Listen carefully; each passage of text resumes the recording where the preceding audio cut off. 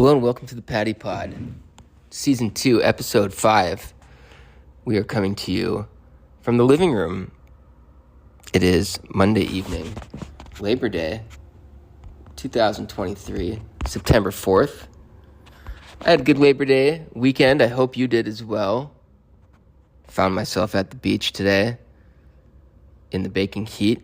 It was about 90 degrees. We went down to Brighton Beach, which is adjacent to Coney Island. It's basically one long beach that runs together. Brighton's a little bit less crowded, a little bit nicer. So we find ourselves there. It's on the Q train, which is a subway that is close to us. We also spent some time at a friend's apartment yesterday, or actually I believe it was Saturday. She lives in downtown Brooklyn in a new high-rise luxury building. They have a pool and a big open roof deck, a few floors up, maybe 7, 8 floors up. That was fun. I got to meet 6 or 7 of her friends who I've never met before. All ladies. Her boyfriend was there too, so I wasn't the only guy. And it was fun. They were a chatty crew, as I said to my sister-in-law when asked about the experience. The building went up 55, 60 floors. I think we were on the 55th floor. Our friend lives on the 53rd floor. We went to her apartment. Her apartment, the living room, juts out a little bit from the rest of the building. I guess it's her line of apartments, kind of whatever letter that is that she's in. That whole section of the building juts out. And there was a section where it had windows running all the way down to the floor. She had her computer and desk there. And then the window went up, I think, to the ceiling. And I found myself getting vertigo as I walked into that space and could look out and see the edge of the building next to me. Something I haven't usually experienced, but I haven't been up in a high-rise in a while. It's like a different world when you're that high. They had beautiful views of Manhattan. You could see the Manhattan Bridge. You could see the Empire State Building and everything north of that, which is on 34th Street. So the Bank of America Tower, the Chrysler Building, a lot of other skyscrapers. Then we went up to the roof deck, which is on floor 55. That had an outdoor area that had big, tall glass panels that were fencing in the space. Big, thick glass panels with big, thick steel kind of braces, and you couldn't break these if you tried your hardest. So I felt a little bit less vertigo up there. Those view that roof deck wrapped around so we could see the New York Harbor. Beautiful views. You could see a lot of Brooklyn, downtown Brooklyn. There's lots of new high rises in downtown Brooklyn. There are a couple under construction as we speak. It's rapidly gentrifying, so it's becoming a new world. And it's kind of funny because where we live, it's much lower slung. And the buildings here probably go the highest 6, 7, 8 floors. And our street is leafy. We live on Ocean Parkway, which is a main thoroughfare, but it's got these tree-lined boulevards that run, I should say, there's kind of a parkway. I think I explained this in the last episode. The name comes from the designer's intention of extending the park, Prospect Park in this case. So there's a little seating area and grassy area and tree area that separates. It's kind of a big median that separates the main road from the service road. In any case, it felt like a different world. It was fun to go and see, because I don't get up into other people's apartments very often New Yorkers tend to socialize in bars and restaurants, as our apartments aren't so big. Our homes are generally apartments. So it was fun to see someone else's space. I always love to do that. And it was fun to get those great views. People watching on the roof deck was good. There was a group of very fit and good-looking young gay men in a little crew. There was probably 5 or 6 of them. And they had 2 women with them as well. And they were, each one of them, immaculately sculpted and wearing short shorts, short swimsuits, tight. And I thought about walking over there and just saying, hey guys, I got an idea for you. You pay me $50 and I'll just take my shirt off and sit next to you to look, so you can look that much better. But I passed on that opportunity. Kind of wished I would have done it. Maybe we got a chuckle out of those guys, and I would have been like, I gotta ask you guys, is there not a carb that passes your lips? I mean, these guys were in their 30s. You know, they weren't 18. Maybe they're in early 40s even. They looked younger though, maybe late 20s. But, geez, I don't know. I have a feeling you're in the gym a lot, and so it's a bunch of vegetables and protein that cross your lips. That was a little bit of fun. People watching. The rest of it was more pedestrian. There was a family with some older parents, some boomers. One boomer was struggling with the grill. Looked like he had a little grease fire going. Smoke was billowing into our area.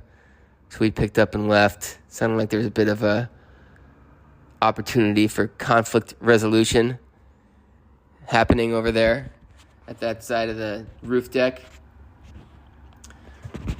And yeah, today was the beach. We got back. I found myself pretty kind of sleepy from the hot weather on the beach. I fell asleep. This is the second time this has happened to me this summer. I never really sleep during the daytime. I haven't for years, since my college days. And I don't know if it's my what it is. I've been to the beach a fair amount in the past few years. Maybe it's my old age. Speaking of old age, I'm starting to get a number of ailments. I have a little bit of sore elbow.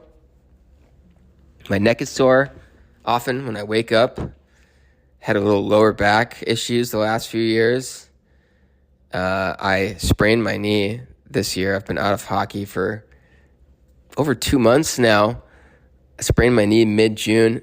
Just started rehabbing it now. And I think that's it. I've had a little soreness in my fingers. And so I'm feeling old. Speaking of old, I saw a commercial the other day. You know, these dating sites are just proliferating now. I remember hearing about, I think it's Farmers Only. FarmersOnly.com, I think, is a dating site just for farmers. I don't know why I think that's funny. I didn't know they were that big a group, I guess. But I guess somebody is making the food we eat, right? I thought it was maybe more imported. I know there's farmers in America. Don't at me, bro. But I even know 1 or 2 from my days in Minnesota. But that seemed rather niche to me. You know, of course, there's JDate for our Jewish friends. Sorry, Jewish friends, I stole one from you.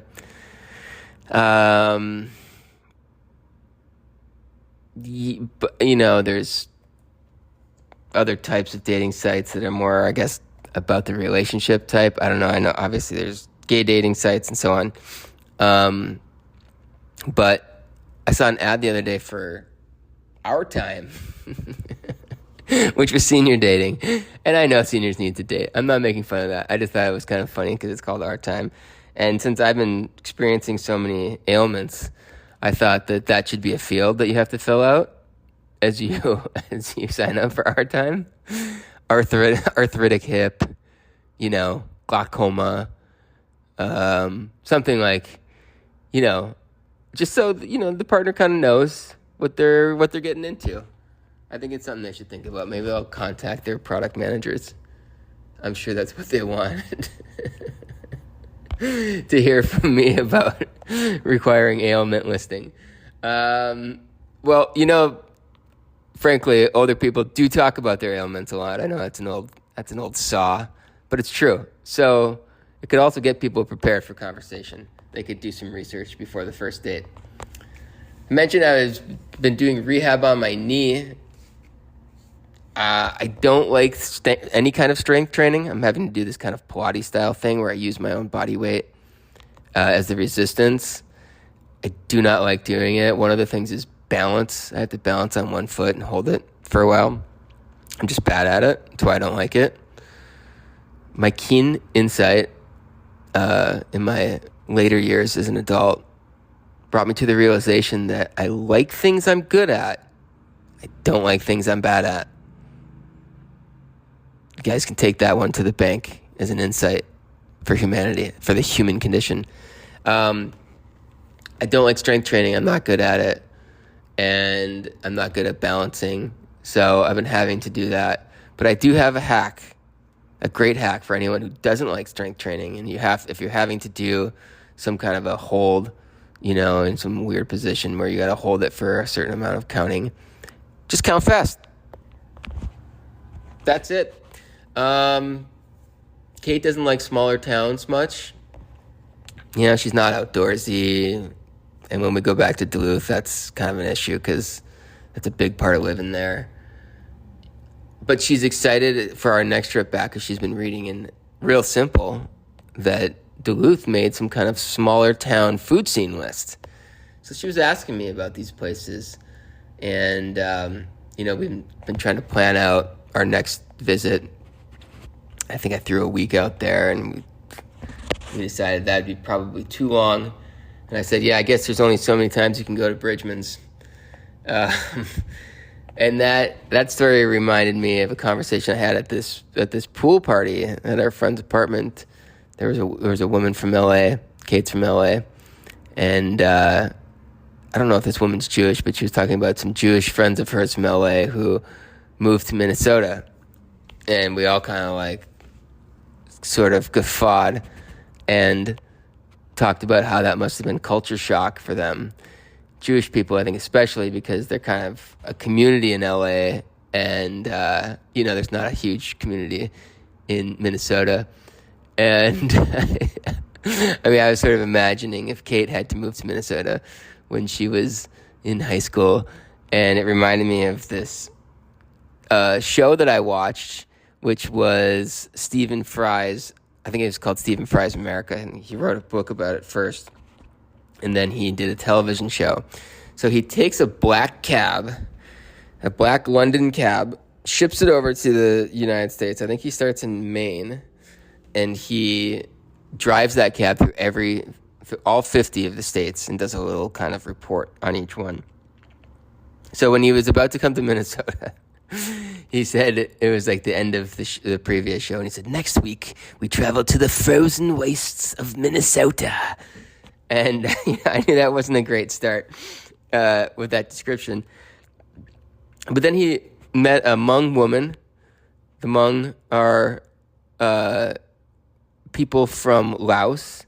Many of them in Minnesota, settled in Minnesota after the Vietnam War because the United States military had gone into Laos and displaced people, and so they were granted some kind of asylum to come to the United States, and many of them chose Minnesota, I think, because the social programs were pretty good. And anyway, so Stephen Fry, he's a British actor and author, and he found a woman. This was back, I think, in, I don't know, I want to say 2010 or something like that. It was a while ago. Who was the first Hmong woman in the Minnesota state legislature. And she's kind of a leader for her community. I think she was either born in Minnesota or moved there when she was quite young, so her English was really good, and she was pretty assimilated. She understood. Obviously, she was a member of the legislature, so she understood how the culture worked. Anyway, she was telling stories about some of the older men that came over, and she said that they basically, she's like, they couldn't handle it. Their spirits were crushed. They would have dreams of flying back home to Laos, to the tropical jungles of Laos. And she said many of them simply died from a broken spirit. And I know that's sad. I know it's sad. But I just thought, oh my God, I was so crestfallen that this was the representation of Minnesota. That people literally died when they had to come there, when they were transplanted. And I sort of thought Kate would have died. I think her sister would have survived. Her sister would have probably started playing hockey or something. But Kate and possibly her parents may have died in their sleep. Had they been transplanted to Minnesota in some way. So that was a little bit about what I got up to this weekend. I'll move on to the Essay Bites corner. This was from earlier in the summer, but I will just start with that now. Yesterday was day 5 in my writing adventures. The new place I visited was Floyd Bennett Field in South Brooklyn. It was on my way to the beach, which was a big reason I chose it. I thought about going into Manhattan, even pulling up guides on things to do. I didn't want to spend any money, which narrowed my choices considerably, but still left me with quite a number of options. Most of them were landmarks or museums, the kind of things that tourists like to do, the kinds of things that populate these lists. I considered a museum that holds European art and decorative objects, but I wasn't quite in the mood. I've had my fair share of all of that over the years. Plus, it was afternoon, the sun was out, and I didn't want to miss it by spending time showering, dressing, and riding the subway. I'd been to the edge of Floyd Bennett Field many times as I played hockey there in the spring. However, I never got past the edge, and the field itself is massive. It had served as an airport for military planes in the past, and you can see hangars and such, even on the edge where the rink is located. In fact, I think the rink is a former hangar. I'd seen the field extend a good distance past the edge of my visit, but my view was obscured by trees looking out in each direction. So yesterday I went past the turnoff for hockey and down the south side. Soon I saw a Marines training facility called HITT, High Impact Tactical Training. I was hot and tired, having biked 8 or so miles, and the thought of some grueling physical task seemed highly unappealing. The thought of being immersed in an intense environment to prepare for violence also felt highly unappealing. I know that some people are called to those lives and it's different for them, though I know it's still sometimes stressful. I was grateful for those people and for their callings, even as I wish for and try to work in my own way toward a day when militaries won't be needed, and those people will serve differently. I really don't find a contradiction in those beliefs. I've known a few hotheads who have been in the military, but most of the people I know who have served have done so because of their guardian natures.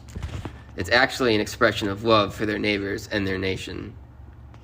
The universe will provide a need for their bravery and protection for the foreseeable future. Whether their services are used to help with engineering solutions to climate change or ensuring peace during times of discord, they'll be needed even if we can continue to decrease the instance of war in this world. So Kate and I were out at brunch a couple weeks ago. There was a woman on who had a tight outfit and a little bit of a belly, and Kate was wondering if she might be pregnant. And I said to her, why wonder when you can know? Just go ask her. She also commented that she felt that another woman was overdressed.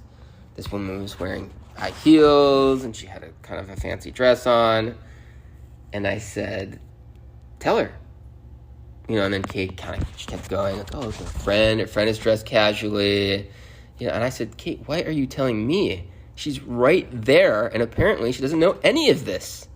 Walk over there and tell her. Speaking of Kate, I was talking to her about the podcast. We all know she doesn't listen, so I have to fill her in on what goes on. She protested a bit when I was giving her crap about not listening, and she defended herself. And I just said, listen, I said, the pod is not for everyone. It really isn't, You have to have good taste. I'm always thinking up new job ideas. I guess maybe the grass is always greener in my head. I try to be okay with that, but sometimes it gets the best of me, I think. Thought about being a medium or a psychic. And people think it would be an easy thing to do, to just kind of fake it, like pretend to be a medium or psychic, but I actually think it would be hard. Like, can you imagine you're with somebody and it's like, does a brown shoe mean anything to you? A rushing river? How about a ham sandwich with googly eyes? I'm sorry, I'm getting a page. I gotta run. I mean, I think that's how it would go for me. Went back to the beach. Again, I mentioned today, a couple weeks ago, I was at the nude beach.